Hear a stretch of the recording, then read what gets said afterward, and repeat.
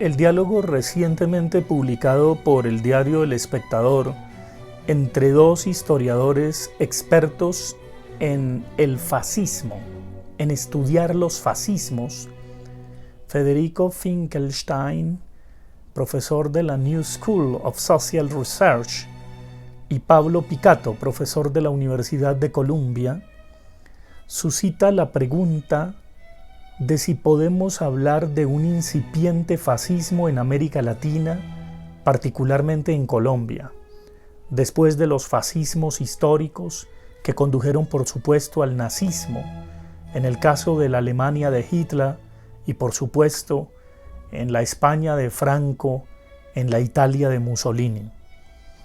¿No es un anacronismo hablar de fascismos? ¿Es factible hablar de fascismos? El diálogo entre estos dos historiadores empieza citando a la discípula de Martin Heidegger, Hannah Arendt, quien decía que uno de los ingredientes fundamentales del fascismo es cuando quienes militan en esa ideología se creen las propias mentiras que producen y las siguen propagando aunque se demuestre fácticamente que son mentiras. Ese es uno de los ingredientes fundamentales. Esa aserción de Hannah Arendt me hizo pensar en la manera como definió desde el punto de vista de la lingüística el fascismo Roland Barthes, el gran semiólogo francés. Fascismo es aquello que no solo obliga a callar, sino que obliga a decir. Y desde ese punto de vista, las ideologías de gueto, que señalan al otro como culpable porque el que calla otorga, o más aún culpable si se defiende porque esa es la prueba de su culpabilidad y lo único que cuentan son sus estados de opinión por encima del Estado de Derecho, indudablemente corresponde al fascismo. Pero hay algo más peligroso aún que los dos historiadores en su diálogo señalan, y es la realidad que se tiene en Estados Unidos de Donald Trump, en la India del primer ministro indio, yo agregaría a la Turquía de Erdogan, y por supuesto van a señalar a Jair Bolsonaro en Brasil y adjuntan de paso al Álvaro Uribe de Colombia. ¿Qué tan fascistas son? Bueno, pues indudablemente son propagadores de fake news y de mentiras. Y esas mentiras las propagan a nombre del líder único, del Redentor, del Salvador. Y aunque se demuestre fácticamente que lo que señalan son mentiras, son hechos falsos, las siguen propagando porque hay una razón superior del líder que hace que sea omnisciente y omnisapiente. Ese es el peligro de los fascistas. Los dos historiadores van a señalar cómo en la Argentina de Perón y en el Brasil de Getúlio Vargas hay algo de un populismo autoritario que casi llega al fascismo. El punto es distinguir entre régimen fascista, actitudes fascistas y consolidaciones de estados fascistas que podrían ocurrir al interior de las democracias mismas, al punto de que es bien sabida la aserción de Francisco Franco cuando señalaba que él era más demócrata que nadie. Muy bien, esa pregunta de en qué medida los populismos, podríamos decir de extrema derecha o de extrema izquierda, derivan en fascismos. Cuando las mentiras se propagan y se creen y las fake news se consolidan como verdades independientemente de que sean falsedades, independientemente de que se constate y compruebe no solo el error, sino la mentira que se está propagando. Es allí donde radica el peligro.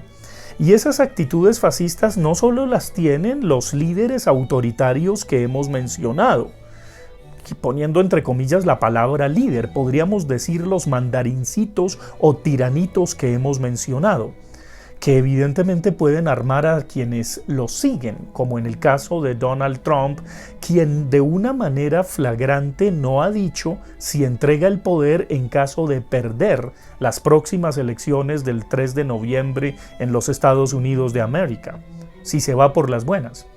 o si puede ocurrir, como algunos pintan, escenarios apocalípticos en los que tampoco creo mucho, pero que pueden tener una mecha que enciende y que puede ser tipo guerra civil.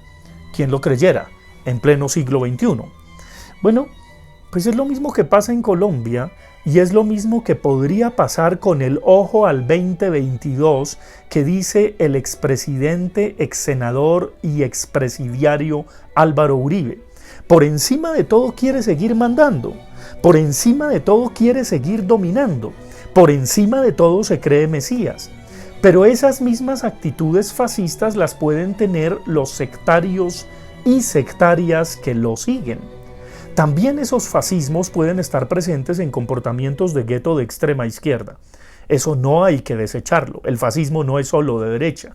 Ahora, quien mejor lo ha recuperado en la historia contemporánea son las derechas extremas.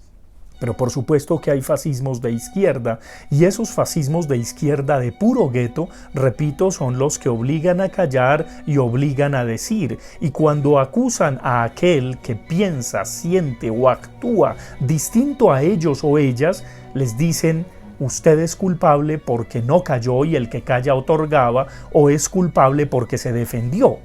Evidentemente estamos ante el peligro de la horadación de la democracia. Se está horadando, se está agrietando. Y si algo hermoso nos están enseñando los hermanos indígenas que marchan en la minga, que se va a encontrar con las protestas del 21 de octubre, del próximo miércoles, y que debemos cuidar y debemos señalar viva la minga, es que la democracia, o lo poco que queda de democracia y de Estado social de derecho en Colombia, está en peligro. Así como están en peligro los acuerdos de paz que este gobierno hipócrita y maldito ha hecho hasta lo imposible para de cara al mundo decir que los mantiene, pero aquí destruirlos. Y por supuesto, también la minga indígena camina por la vida sagrada de los líderes que han sido asesinados y que se han multiplicado por cientos esos asesinatos en este gobierno del subpresidente, que evidentemente es gobernado por su tutor, por su mentor, por el expresidente, exsenador y expresidiario innombrable.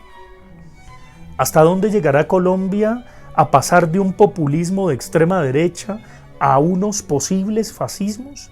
¿Hasta dónde la gente sentipensante va a permitir que eso siga así? ¿Hasta dónde podremos conjurar el miedo? ¿Hasta dónde podremos permitir que las falsas noticias y las mentiras propagadas como fake news se consoliden como verdades? He ahí el llamado de atención que hacen estos dos grandes historiadores y que conviene ponerles atención, porque es muy fácil repetir como loritos, aunque los loritos a veces son más inteligentes que los imbéciles fascistas de todos los pelambres que simplemente tienen un comportamiento ideológico de gueto. Para concluir, habría que volver a leer ese encanto de la ideología del que habló Slavoj Žižek leyendo a Hegel con Lacan. A veces la ideología lo que sustituye es el no reconocimiento del deseo en un individuo cuando se vuelve gregario de un gueto. ¡Qué horror! Cuando no nos reconocemos en falta, cuando somos incapaces de reconocer el deseo y cuando pretendemos purificarlo para extirparlo. Allí empieza el fascismo, esa maldita ideología que no solamente obliga a callar, sino también a decir. Luego tenemos que vigilar a diestra y siniestra porque desafortunadamente los fascismos empiezan a crecer y a pulular de este lado del Atlántico.